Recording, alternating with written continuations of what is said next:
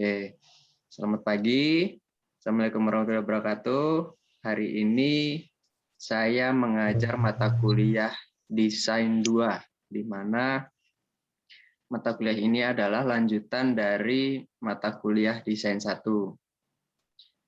Jadi pada Desain 2 ini kita akan belajar tentang hydrostatic curve dan Boolean curve pada kapal. Jadi syarat untuk mengambil mata kuliah ini adalah harus sudah selesai mata kuliah Desain 1, di mana sudah mengerjakan lens plan kapal. Karena pada mata kuliah ini perhitungan yang dipakai itu menggunakan lens plan kapal, di mana kita mengukur luasan ataupun panjang garis di lens plan kapal. Jadi kalau kan saya sudah menekankan tuh kalau di lens plan CSA-nya yang benar, CSA-nya harus sesuai koreksi. Nah, di mata kuliah Desain 2 ini kita menghitung atau mengoreksi lens plan yang sudah kita buat.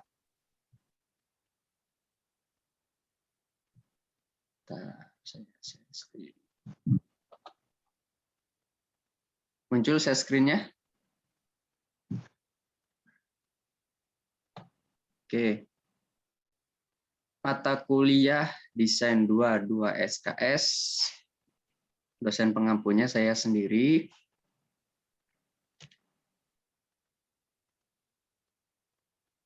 Adapun ini tata tertib perkuliahan Desain 2 ya, belum saya ganti.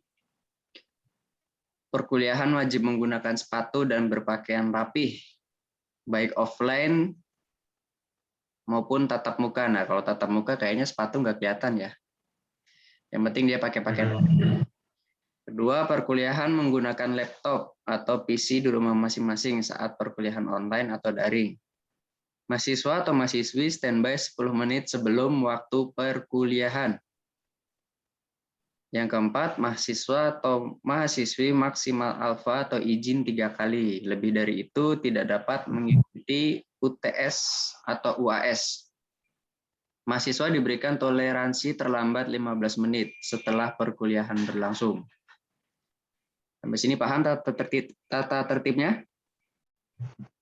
Paham, Pak. Saya rasa perkenalan sudah ya. Kita langsung masuk materi aja. Nah, kurva hidrostatik atau hydrostatic curve yaitu adalah kurva yang digambarkan untuk mengetahui sifat-sifat badan kapal yang tercelup dalam air atau sifat dari karene kapal. Artinya di hydrostatic curve ini kita menghitung lambung kapal atau bagian kapal yang tercelup di dalam air, karena kita di situ bisa menghitung untuk stabilitasnya, displacement, dan bisa juga untuk menghitung kekuatan kapalnya. Dalam pengoperasiannya, kapal akan memiliki draft, syarat air, dan trim yang berbeda akibat kondisi muatan yang berubah-ubah. Untuk keselamatan dan efisiensi dari pengoperasian kapal, sangat penting pihak desainer kapal dan operator untuk mengetahui karakteristik kapal, terutama karakteristik bagian badan kapal yang berada di bawah permukaan air. Kurva-kurva hidrostatik digunakan untuk mengetahui karakteristik lambung kapal di bawah permukaan air. Adapun kurva-kurva hidrostatik, karakteristik dari lambung kapal dihitung untuk beberapa kondisi garis air, termasuk seluruh kondisi muatan yang mungkin dialami oleh sebuah kapal. Garis air diasumsikan sejajar dengan garis dasar kapal, baseline. Bentuk karakteristik lambung pada kondisi trim dapat dihitung dengan beberapa pengukuran. Untuk memakai kurva-kurva ini, kapal juga diasumsikan berlayar pada kondisi perairan yang tenang atau calm water, sehingga seluruh perhitungannya disebut dengan hydrostatic calculation.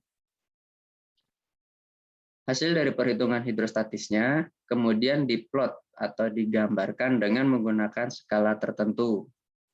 Kurva-kurva yang tergambarkan untuk selanjutnya disebut kurva-kurva hidrostatik atau hydrostatic curve. Nah, ini ada beberapa kurva hidrostatik yang disertakan untuk setiap perhitungan hidrostatik.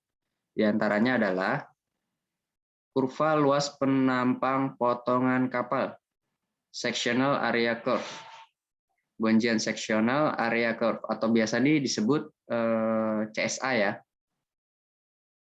Lalu ada kurva volume dan displacement kapal, volume dan displacement curve. Lalu ada kurva coefficient block curve, atau sering disebut CB. Ada koefisien gading besar, mid-sheet section area coefficient curve atau CM. Ada koefisien prismatik, CP, koefisien garis air, CWL atau CW, kurva luas garis air, water plane area coefficient curve atau WPA. Kurva letak titik tekan terhadap penampang tengah kapal atau longitudinal center of buoyancy atau LCB. Kurva letak titik berat garis air terhadap penampang tengah kapal, longitudinal center of flotation curve LCF. Ada lagi kurva letak titik tekan sebenarnya dari dasar kapal, VCB atau vertical center of buoyancy curve. Ada lagi kurva radius metacenter melintang, TCM biasanya kalau digambar itu, atau TMC ya, transfer metacentric radius curve. Ada lagi kurva radius metacenter memanjang, LCM atau LKM biasanya disebutnya di gambar, longitudinal metacentric radius curve. Ada lagi kurva ton per centimeter immersion curve atau biasa disebut TPC.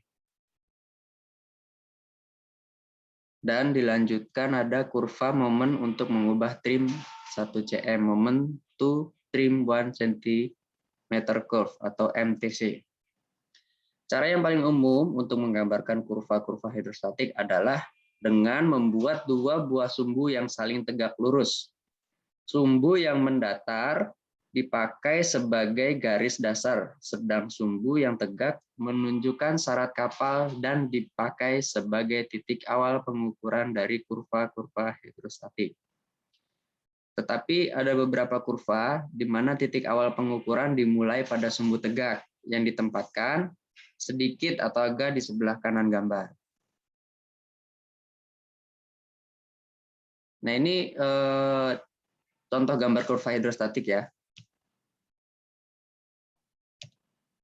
Nah, ini satu adalah contoh gambar-gambar kurva hidrostatik. Bisa dilihat sedikit rumit, tapi ketika kita melakukan penggambaran, kita akan mudah untuk membacanya. Kurva-kurva hidrostatik ini digambarkan sampai syarat air kapal dan berlaku untuk kapal dalam keadaan tanpa trim, atau sering disebut even keel, di mana syarat air depan dan syarat air belakang sama. Lalu ini adalah untuk kapal baja, ukuran-ukuran kapal yang dipakai untuk menghitung kurva-kurva hidrostatik diambil dari gambar rencana garis, di mana pada gambar ini adalah keadaan kapal tanpa kulit. Maka di dalam menentukan tinggi garis-garis air, pada gambar hidrostatik harus diperhitungkan tebal pelat lunas atau tebal keelnya. Nah, ini bisa terlihat ya di garis yang memanjang bawah ini. Ini ada bagian atas plat keel. Kalau belum menghitung tebal plat lunas atau tanpa kulit, kita buat garis satu saja, tidak usah ada tebal plat kulitnya. Untuk tebal plat kulit ini berlaku jika sudah menghitung, berlaku di setiap kondisi syarat air karena akan ada penambahan nilai luasannya.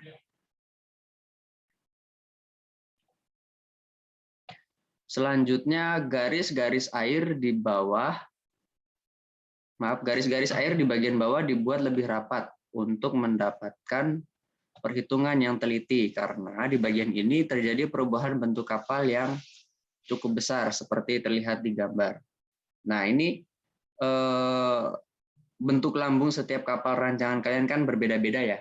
Nah, nanti di sini kalian akan satu dengan yang lain itu akan memiliki gambar hidrostatik yang berbeda.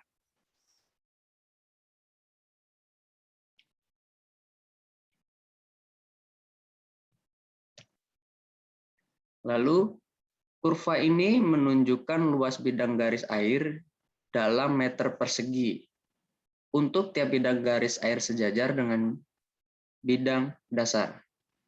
Ditinjau dari bentuk alas dari kapal, maka kita mengenal 3 macam kemungkinan bentuk kurva luas garis air. Nah, ini contoh kapal dengan rest of floor. Bisa dilihat ya rest of floor-nya ya.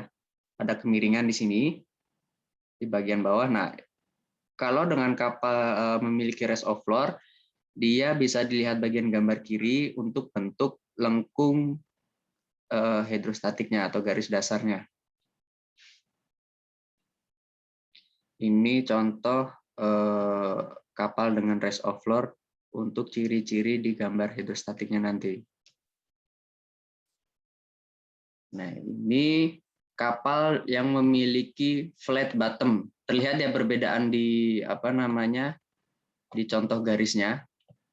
Dia memiliki dari titik nolnya ini dia sedikit bergeser ke kanan karena dia memiliki alas yang rata atau flat bottom.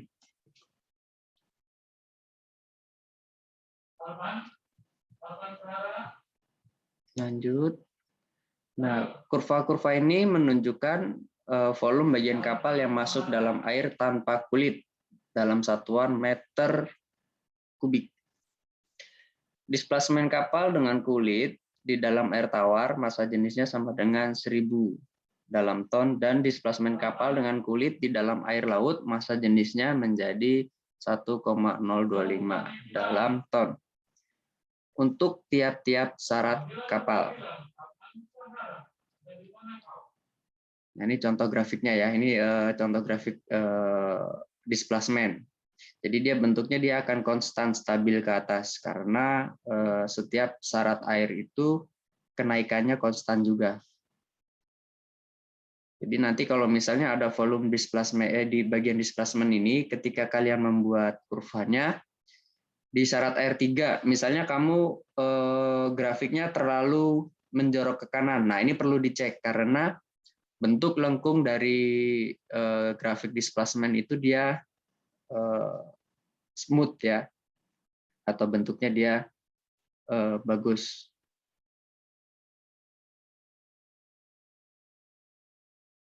Lalu ini ada kurva luas garis air dalam keadaan keel rack atau alas yang miring.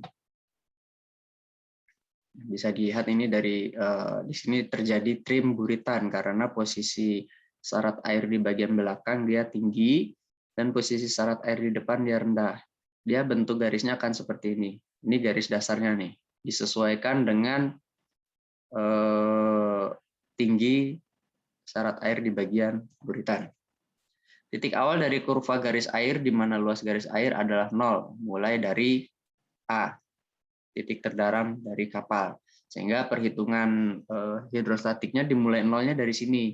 Karena bagian 0 ketika kapal even keel, dia sudah terjadi trim sehingga nolnya bergeser di bagian sesuai dia dengan ketinggian syarat air yang ada di buritan.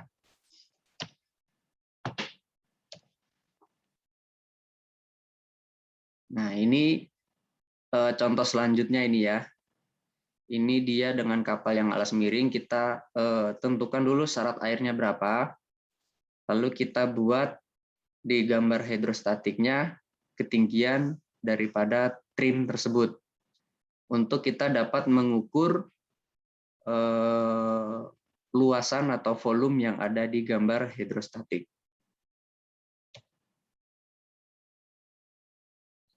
Oke, hari ini materi sampai di sini dulu. Saya akan coba mencontohkan atau menunjukkan gambar hidrostatik.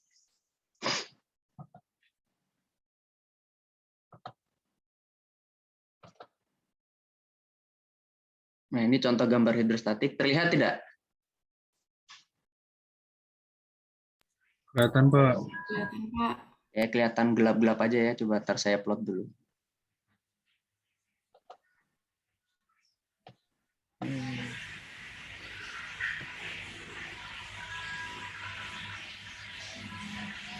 Saya coba plot ya biar kelihatan lebih jelas lagi.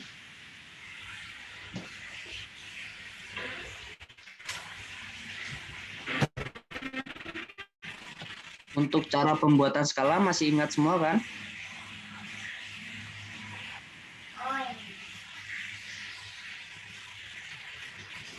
Halo.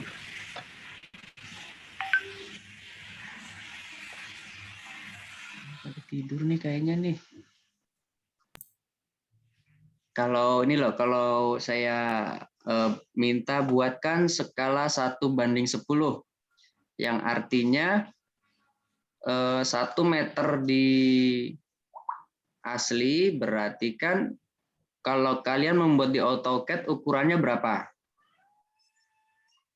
Masih ingat itu? Udah pada lupa ya? Halo, nggak ada yang bisa jawab?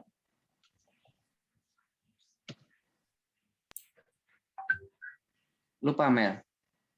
Sejujurnya saya lupa, Pak. Tuh, pada lupa berarti ya. Jadi kalau misalnya ada, kan ingat kan kalau kemarin kan kalian ngeprint waktu desain 1 itu adalah skala 1:100. Berarti kan kalau skala 1:100, ketika kalian membuat di AutoCAD itu kan 1 cm digambar, 1 cm digambar berarti mewakili 1 meter di aslinya. Kalau kalian ketika membuat 1:50, berarti kan 100 dibagi 50 sama dengan 2. Berarti kalau kalian tulis 2 di gambar, berarti mewakili 1 meter di asli. Itu untuk skala 1:50. Masih ingat cara seperti itu?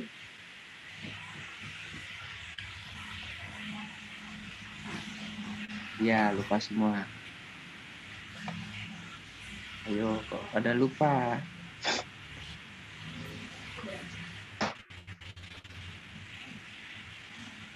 Karena di desain 2 ini kita bermain skala semua ya. Nah, ini kelihatan nggak? Kelihatan, Pak. Nah, ini beberapa contoh ordinat garisnya ya. Ini saya buat sedikit. Kehalangan layar ininya nih saya. Nah, ini ada contoh. Ada KB, kill to buoyancy, ada lagi TPC, ton per sentimeter, ada MSA. Saya coba zoom. Nah, ini ada MSA, ada MTC, ada WSA yang sudah saya sebutkan tadi ya. Ada displacement including, ada WPA, LBM, LKM.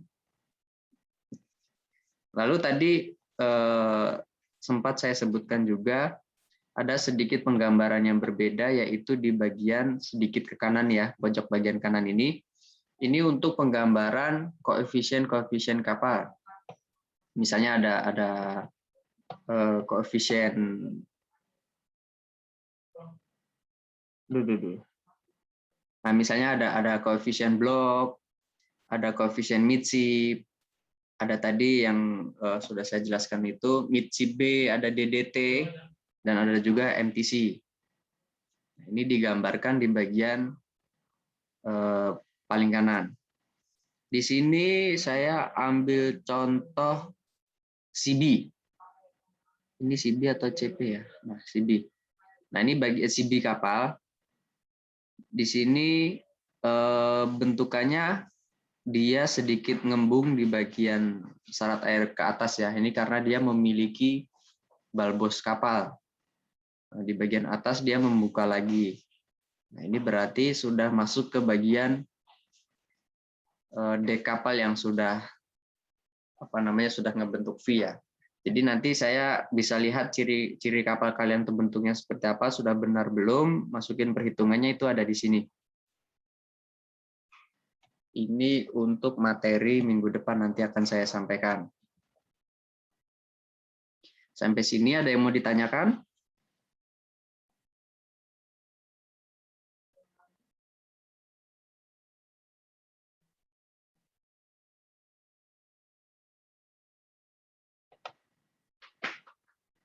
Lu hilangkah suara saya?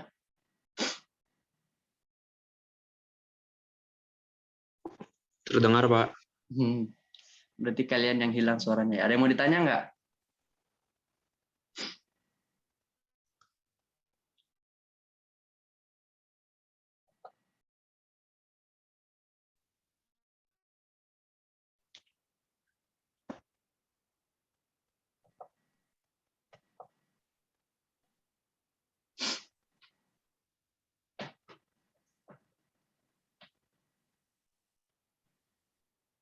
Kalau tidak ada, hari pertama sudah saya kasih tugas ya, buat apa namanya refreshing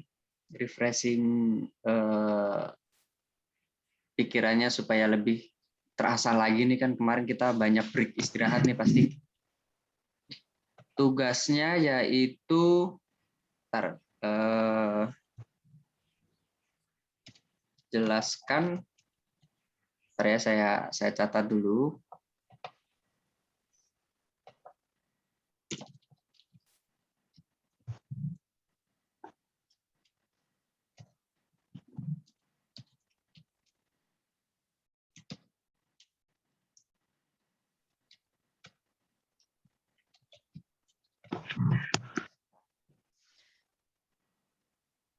Tadi kan saya sudah menjelaskan beberapa garis hidrostatik ya, yang di materi presentasi tadi, seperti ada CSA, volume displacement, CB, CM, dan lain-lainnya. Tugasnya adalah jelaskan letak daripada garis-garis kurva hidrostatik yang sudah dijelaskan tadi. Artinya letak itu bukan letak yang ada di grafik tadi ya, tapi letak di kapalnya ada di mana sih? Saya ambil contoh satu.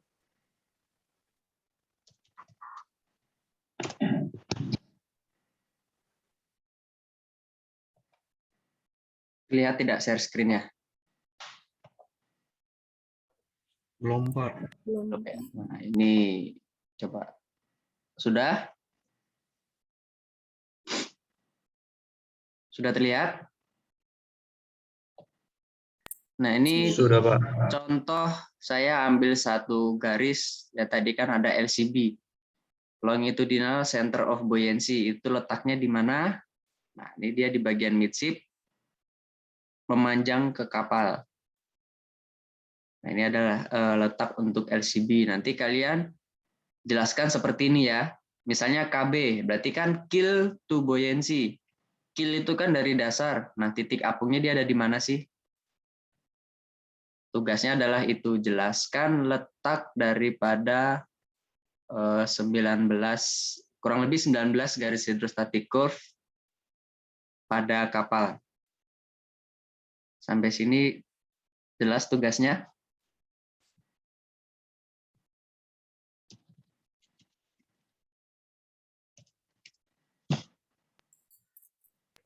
Ada semua kok. Pak, Ya, itu mau ditulis atau dibuat kayak laporan aja, laporan. Diketik nggak apa-apa. diketik? Oh. Ya, Jadi nanti gambarnya disalin dari Google boleh nggak Pak? boleh nggak masalah. Terus Artinya, dijelasin. ya nanti kalian jelaskan. Jadi supaya apa namanya kalian juga paham. Oke Pak. Oke, berarti sudah jelas ya untuk tugasnya. Jadi nanti ketika PPT saya yang ini nanti ada di ya, portal nggak, Pak? PPT yang PPT-nya ini ada. nanti ada di portal, Pak. Ada. Pak, rekamannya bisa ditaruh di Google Classroom nggak, Pak? Nanti saya upload di Google Classroom. Nanti saya Oke, kirim Pak. linknya, saya seperti biasa aja buat grup. Oke, Pak. Oke, nanti digabung ya desain 2 pagi dan malam supaya penyampaian Baik, Pak. materinya lebih cepat aja. Iya, Pak. Siap. Baik, Pak. Ada yang mau ditanyakan lagi?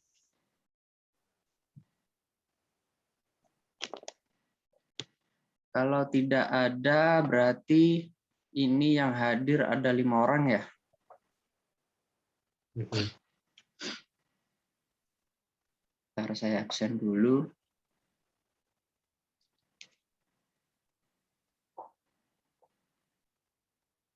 Ini yang tersisakah dari desain 1? Yang lainnya pada kemana? Tereliminasi, Pak. Yang tereliminasi. Syamil kemana? Syamil bin Laden. Syamil sama. Iya, Pak. Cuti dia, Pak. Oh, cuti. Jambi, Pak. Cuti atau apa sih? Cuti dia, Pak. Nah, iya. Cuti hamil. Cuti kemarin kalau nggak salah nanti ngomong. Emang semester 1 bisa cuti ya? Nggak tahu, Pak. Setelah saya bisa cuti itu semester 3 loh. Sekarang udah semester 3 ya? Pas baru Iya, semester 3 ya? Terus sayang banget cuti. Kan udah semester 3, Pak. Iya, udah semester 3. Saya ingatnya masih semester 1.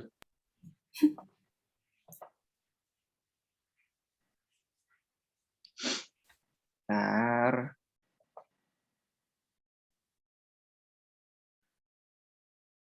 Harusnya ada 6 orang ini. Satu lagi siapa ini?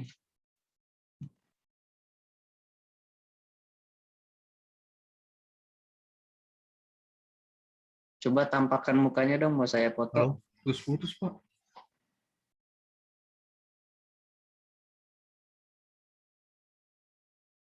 Bisa lihat wajahnya, mau saya foto. Nah, kok jadi pakai background itu? Dah. Saya hitung ya, 1, 2, 3. Dah. Satu lagi siapa nih ya? Loadingnya lama juga.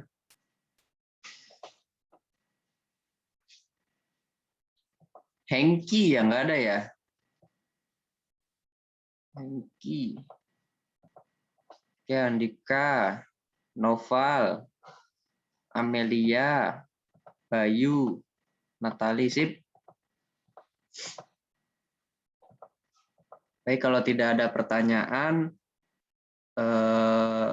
materi nanti saya upload di portal ya. Saya share link link Google Classroom dan saya buatkan grup WhatsApp-nya.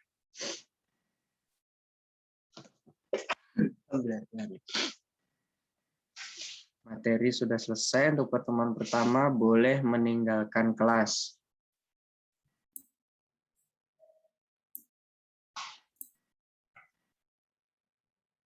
Terima kasih, Pak. Oke. Terima kasih, Pak. Oke, sama. Terima kasih ya, Pak. Oke.